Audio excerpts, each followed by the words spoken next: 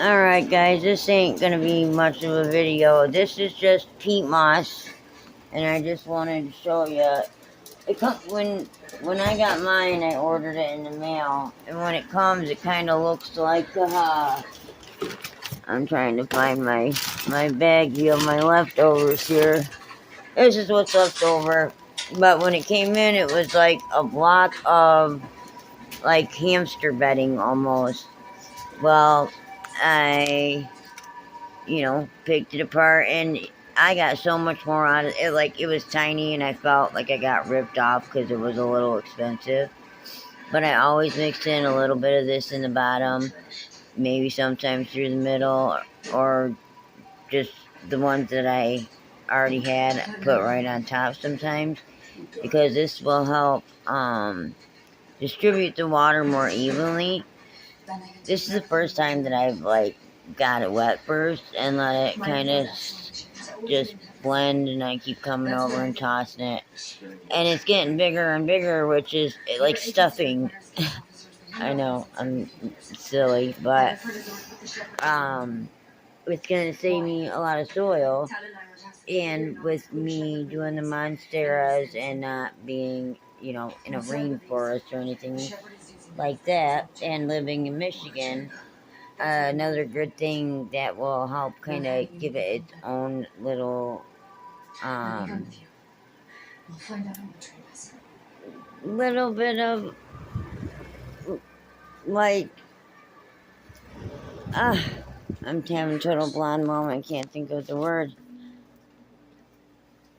but I know you all are screaming at me now. But anyways, rocks at the bottom will leave a little bit of water in the bottom, and it keeps your roots from touching it and getting root rot. But it will also create its own humidity. That's the word I was looking for. You know, when you use a word so many times that your brain just says, yeah, screw yourself this time, lady, you're on your own. But obviously a lot of these need humidity. You've heard me complain about how dry it is in here.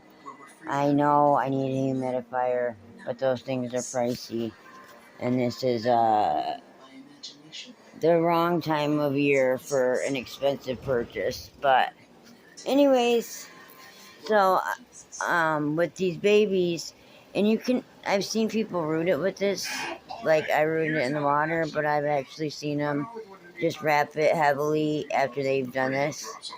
I wrap it heavily around the root, and then maybe put some around like the bottom part of the stem. I haven't tried it that way yet, because those other ones are doing so well. Once I get them repotted, which I'll video,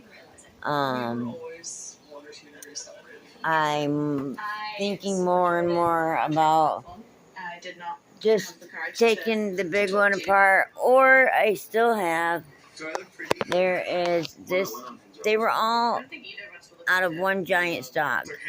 It's still all attached to one, but I could cut this one off, and then this is a separate one, but this one actually, has potential to make 1, 2, 3, 4, 5, 6 plants or more, and that's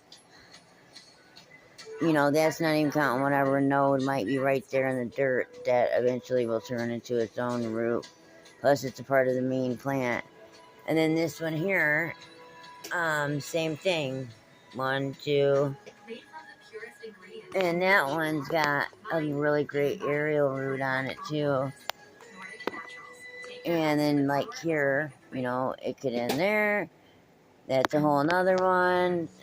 This is a whole nother one. This is a whole nother one. And that one's a fairly started plant, one that once it's rooted would be ready to go right away. So, and I think maybe without all of the other extra, because these are thick, and obviously the more I take away, the better the main one, the tallest one, has gotten.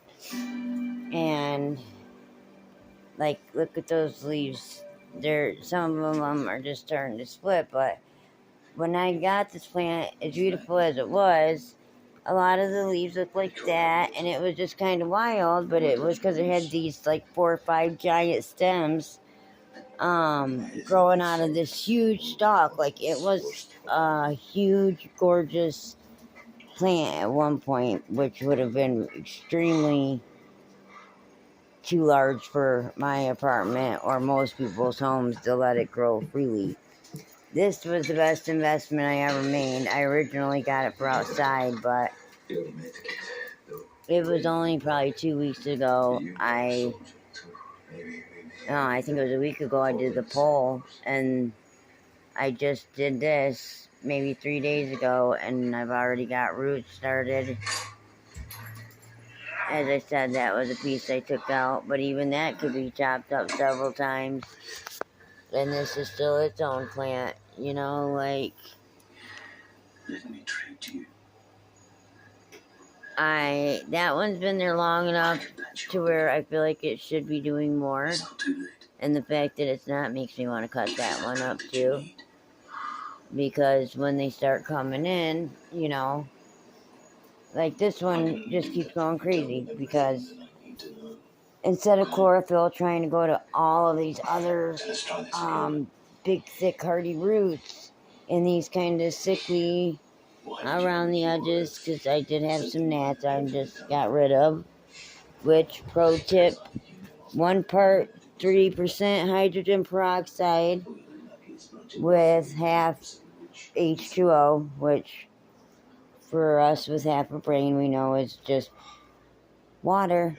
Half and half anyways. It will kill any larva or gnats on contact, and then they say to hang up like the strips to catch any other ones, but if they're that bad, your plant's probably going to need to be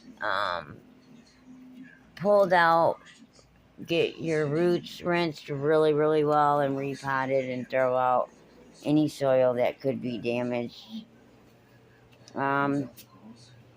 Sometimes I walk around when I'm rambling, that way you guys can see kind of what I got going on. And almost everything I got came from a little clipping. This one's one of my favorites because I got it from the tiniest clipping from a lady at my doctor's office, and it rooted in like 2 days in one little tiny thing, which that looks huge, but it was like this originally. It has turned into all of that. Sarah's got stars. Because she's a star. Did you get stars from school because you're such a good girl? No, you got them out of mommy's thing, but I still say you deserve them because you're a good girl. I already am. I'm videoing. Say, have a good day, and don't forget to subscribe. Even if you don't want to watch, subscribe so that the people that do want to watch can interact with us. Just say subscribe. Thank you, and have a blessed day. Peace, man. Look, like this. Look at Mommy. Do that. Alright. Daddy-o. Love you.